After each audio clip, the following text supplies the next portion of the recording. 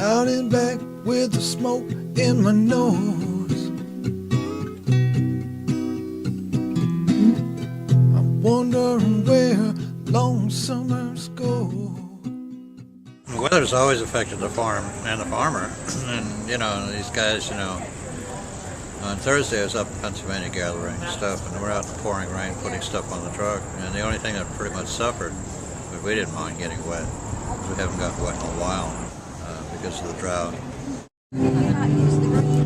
Yeah, you can use the greens. These aren't the best greens. It's been so hot, you know, that the greens are tough. Well, we had problems that are, I can't explain it. The weather is so different than what it has been.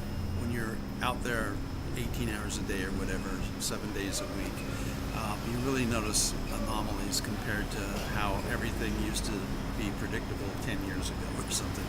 So one of the things that happened this year was we had extreme hot temperatures very early. And I don't think any of we farmers thought that there would be consequences from that. But from what I understand from my plant pathologists at the university and through extension, plants make decisions based on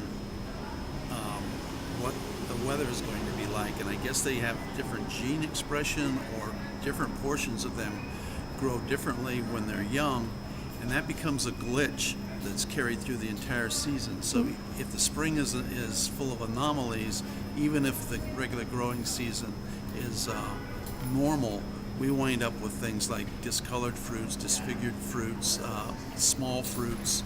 We're just getting clobbered by a whole bunch of weird expressions like that as a result of unseasonable weather. Now in my area, we didn't have in fact we haven't had a meaningful rain yet since the last of June. And again,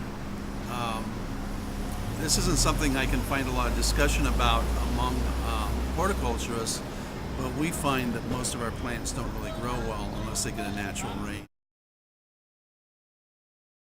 Farms are getting further and further away from the city. Developers offering way too much money for farmland that kids couldn't inherit, and in order to make up for that, they built these less than quality homes on the site and charge too much money for them, and then people buy them, and right now they find out they can't afford them, and so what's it turn into, you know?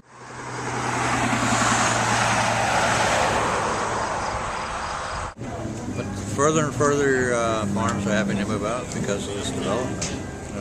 They save green spaces so people can bicycle and jog around them. They're urban farming. They're taking up the land and doing urban gardens. I had a great one in this city at one time, which turned into a tennis court.